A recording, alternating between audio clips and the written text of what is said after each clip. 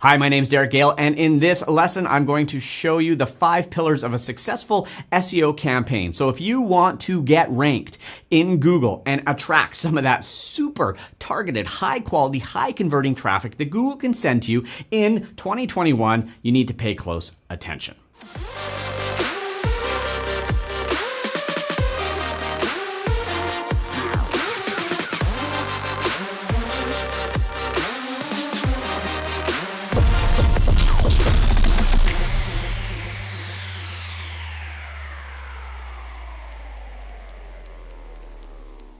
Search engine marketing, SEO, kind of the same thing. Why is it something so many people attempt, but then fail miserably at? It's because typically they're only focused on 1 or 2 or 3 of these 5 pillars. So what I want to do right now is I want to go through these 5 pillars of a successful search engine marketing campaign. And when I get to the end of this, you're now going to understand all of the components that you need to have in place on your website in your search engine marketing plan if you want to start ranking or ranking better in Google. If you've never had free traffic from Google, I can tell you right up front, you're probably missing out. Why? Because clicks from Google is some of the highest converting traffic that you can get online. Organic traffic. Why? Because when people go to Google, they go there to search for something. Maybe it's for a product or for a solution to a problem or for information. And if you can get your website to rank on page 1 when they search that keyword, and you can provide them with the information or the product or the solution that they're looking for, there's a very high likelihood that they're going to engage very, very quickly. And what this results in is a very fast conversion, a much shorter sales cycle than, say, social traffic. Why? Because social traffic, for example, is more of an interruption advertising. We go out and we target our ads and we have them show up in people's news feeds, and we hope that they're going to click on it because we've interrupted them and grabbed their attention, but they weren't actively searching for something. So we typically have to nurture them and spend more time with them to get them to that point where they're willing to make that investment. Search, when somebody's actively searching for something, you can shorten that down. You can see much faster conversions and very valuable traffic. The organic traffic from Google always converts substantially higher than paid traffic from Google because there's an inherent trust that comes from Google's organic search results. When people see an ad, they immediately have a bias. Oh, they're going to sell me something. But when you rank organically in Google, people assume that this must be the best recommendation because you can't pay to be here. Google chose you. Google guides our decisions every single day. And so your goal is to make sure your business is ranked and your website is ranked for the right keywords so you can be one of those choices when people are being guided by Google to make a decision. The problem with SEO is it's constantly evolving and constantly changing. And if you head on out into the big wide world of, the internet and search for information on ranking in Google, you're going to get all sorts of different answers. And you're going to get lots of little pieces here. You need to do this, you need to do that, or this is the number 1 most important thing. I've been doing SEO now, it makes me feel old, but actually over 20 years, from back in the early days of Alta Vista and Lycos and Yahoo, and then first generation Google, and all the way through. And in my businesses, Google and organic traffic generates in the low 6 figures, over $100,000 in sales for me every single month across all of my businesses. Is it my only channel? No, absolutely not. But it plays a big role. And the fact is I would never tell somebody to just focus on one channel entirely. Why? Because things evolve and things change. But I believe any established business on the internet needs to also have a solid organic strategy. Because if you're putting all this money into paid ads and neglecting the organic, you're building search volume for keywords that you're not benefiting from. Because the fact is when people search for something, or when people see an ad, many cases they don't click the ad, they go and search it. And so if you're not coming up for the keywords they're searching for and somebody else is, your ad spend is driving search back into Google that somebody else is benefiting from. And that's why this multi-channel strategy that I so believe in, combining paid, organic, across social, across media buys, across native, across all different channels, is so important. I don't want to overwhelm you. I don't want you to think, oh my God, I got to go do all of this. You don't, but you need to work through the different channels. Figure out what your hottest channel is. But as you build a brand, as you build a name, as people become familiar with you, become familiar with your products, and they begin searching for your products, better make damn sure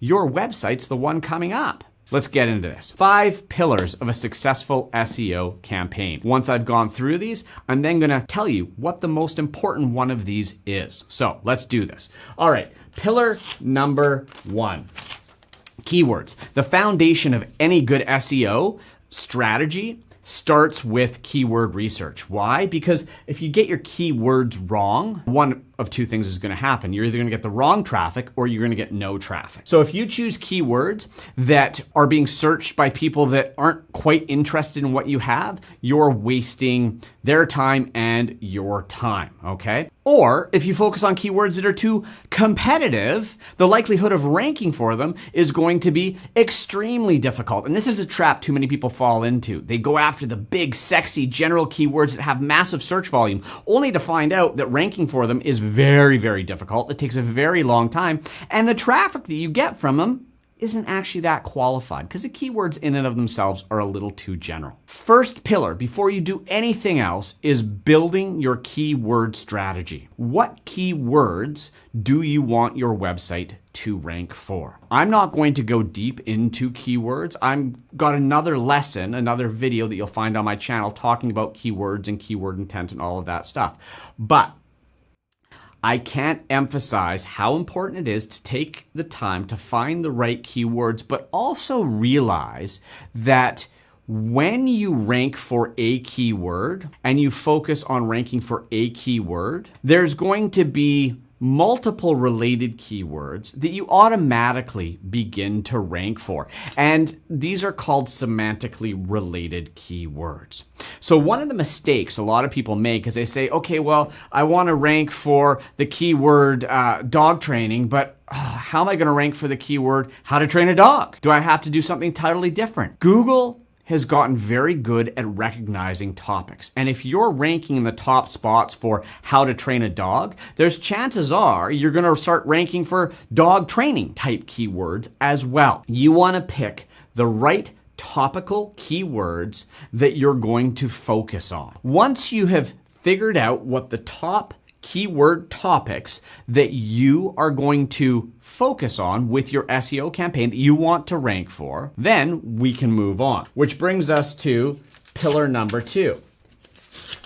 And pillar number 2 is taking that keyword or keywords and topics and creating authority content. Now, if I go back in time, content looked very different. There was a time when Google favored shorter, 500 word to 750 word, and it was more about frequency and not necessarily depth. But Google and their algorithm have realized that they want to present content that offers the most value to the person searching. And their algorithm has figured out, and their engineers have figured out, that 500 words of content for an information type search ain't going to answer any question in any depth. And that's why over the past decade, we've seen a shift from shorter content to what we call cornerstone or authority content pieces, where we go into great depth. We take a topic, a very tight topic, and we go into great depth. That could be in 1,000 words, that could be 2,000 words, that could be 3,000 words, but not just words for the sake of words. Words that are meaningful, that offer immense value.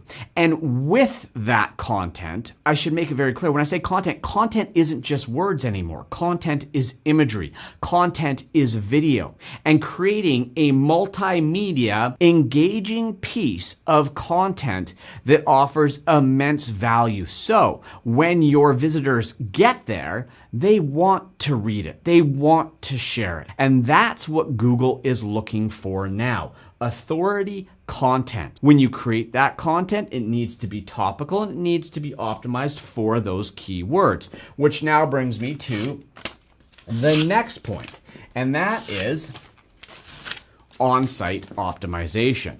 Once we have chosen our keywords, we've created great content. It's not enough to just throw it on a blog post and hope Google finds it and knows what it's about and finds their way around our website and finds what page should be ranked for what. We now need to go through and optimize our website. We have the basic stuff like our title tags and our description tags, and then including the keywords and then the semantically related keywords throughout our authority content. So in our heading tags, H1s, alt tags, through the keyword, so that when Google does scan it, they recognize that this keyword and topic is what we want to rank it for. But then we go even further than that. And one of the biggest places people mess up when it comes to on-site optimization is they'll do a really good job of a page and optimizing it, but then they don't think about all of the internal linking within a website, which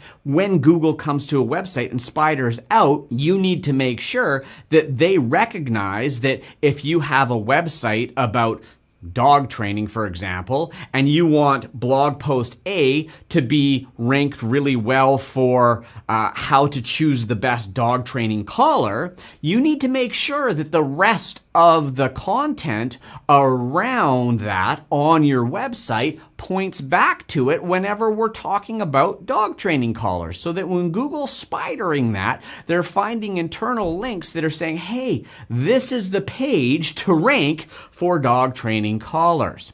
And this is like the roadmap for Google. Now, the good news is there's lots of great plugins that exist out there. If you're using WordPress, I love Yoast SEO for WordPress. There's other great ones out there, Rank Math, stuff like that. And even if you're using a Shopify or things like that, there are SEO tools for those, which will help organize, structure, set up proper URL structures, coach you on your keyword density and on-page optimization, and make sure that you get all of that right. Okay, so we chose our keywords, we created some kick-ass authority content, and then we put it on our website and we optimized our website. Our job is done, right?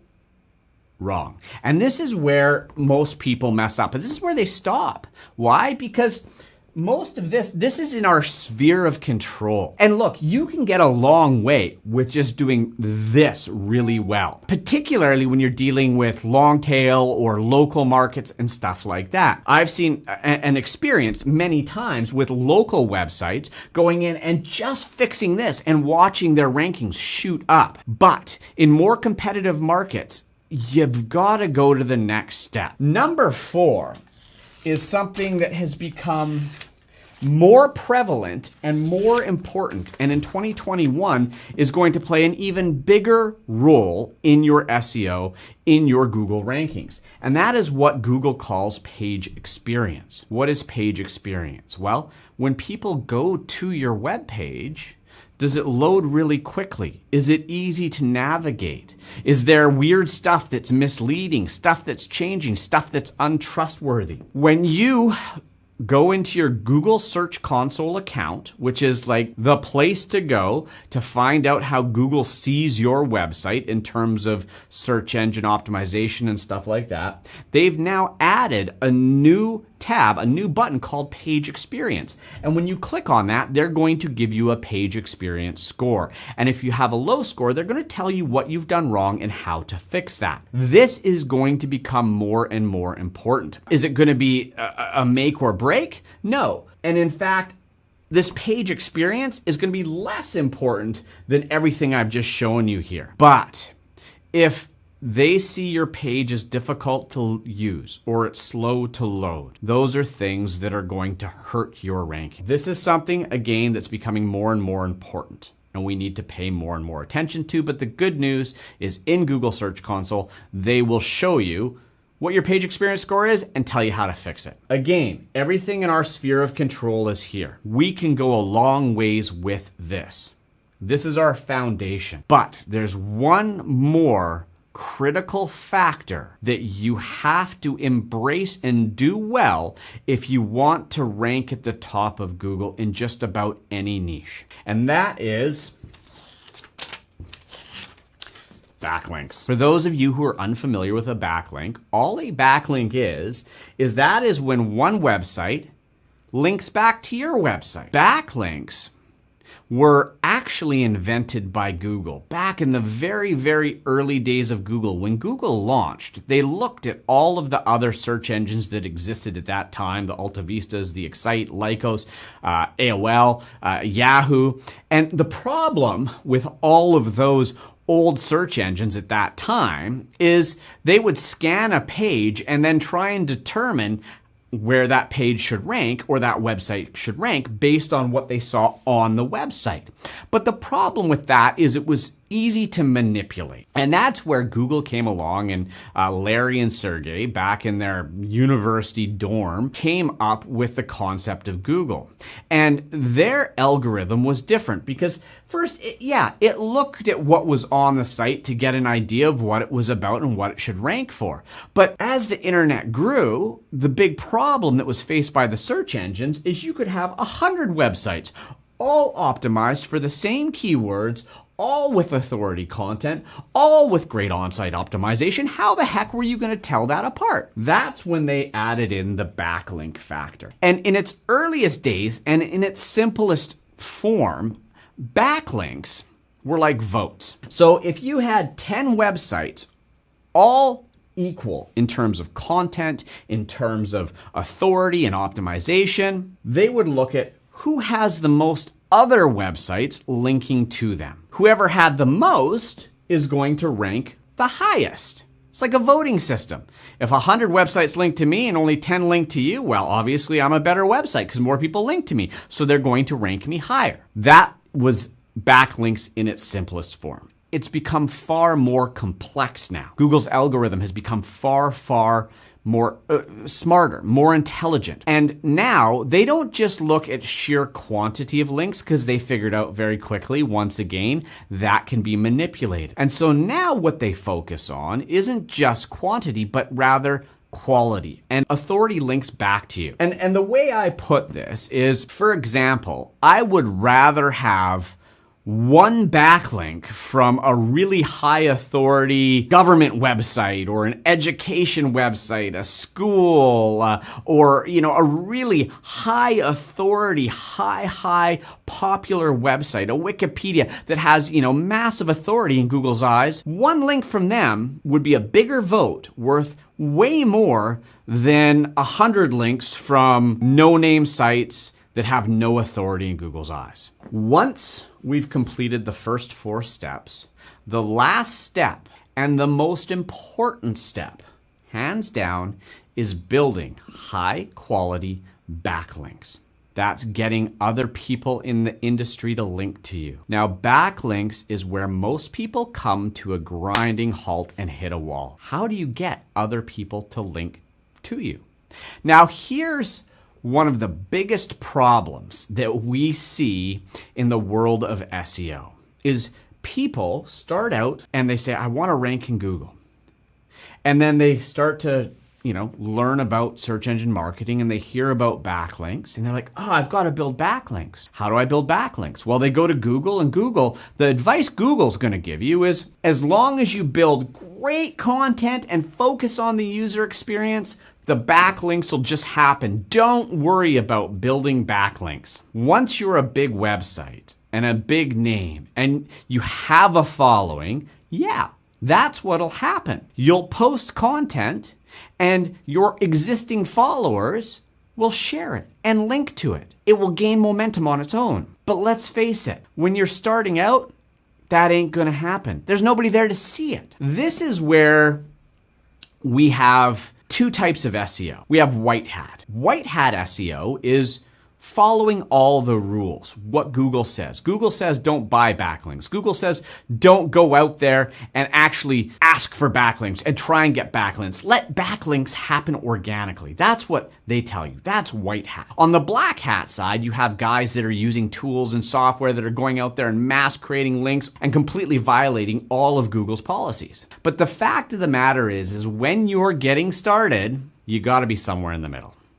There's going to be a little bit of gray hat going on. You got to ignore Google. You got to go out there and you got to build some links. That could be through guest posting. That could be through outreach. That could even be through buying some high quality links off some high quality websites, which happens every single day. And I can tell you the big SEO agencies, the ones that some of them will look you in the eye and say, oh, we would never pay for a backlink, are out there buying backlinks. Why? Because it's a valuable asset now. And although I would encourage you to go out and create really great content that people want to link to because it offers so much value, that is the best way to get backlinks. But when you're getting started, you need to give it that boost. And you need to go out there and you need to build some backlinks yourself. You need to use some of these outreach strategies. Some of these strategies that in the white hat world, Google would say, no. But you gotta. That's just the way it is. Maybe in a later video, I'll go deeper into backlinks and some of the different strategies. But today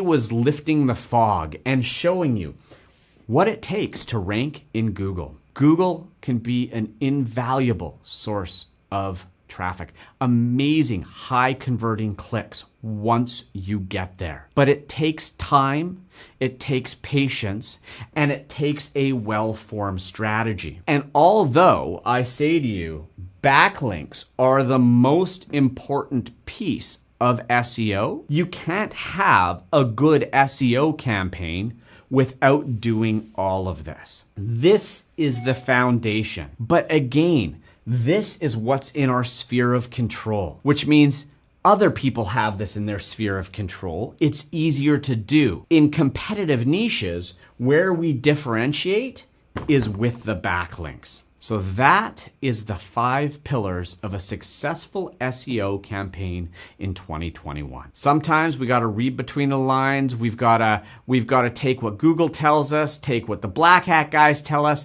and we got to figure out what's working in the middle. But I can tell you firsthand, as somebody who has multiple different websites ranking across multiple different industries, keywords, niches, and working with clients in multiple different industries on multiple different topics, this is what works. The more competitive your niche is, the better you're going to have to do all of this, the more of this you're going to need. It's that simple. It'll work, but you got to take action. And it's going to take time. SEO is an evolution. It's not a revolution. But if you're patient and you start farming this now, letting it grow, in 6 months from now, you're going to start to see results. In 12 months from now, it's going to be making you money. In a couple years from now, when you've built an authority piece of content in your niche, you will have a valuable piece of money generating real estate that your competitors envy and wished they had taken the time to do that too. So there you go. Hopefully we've cleared the confusion, given you a roadmap. If you learned something, please take a minute, like this, subscribe to my channel, and if you're looking for some help and tools to do keyword research, go check out the free ideabot.ai tool that I developed for digital entrepreneurs to give you access to killer keyword data without having to spend a fortune on keyword research tools. And that is ideabot.ai. I'll include a link to that below this video as well. So again, if you learned something, give me a thumbs up. You got a question, leave it in the comments, and don't leave without subscribing to the channel because I got more stuff coming your way. This is Derek Gale signing off, and we'll see you in another video.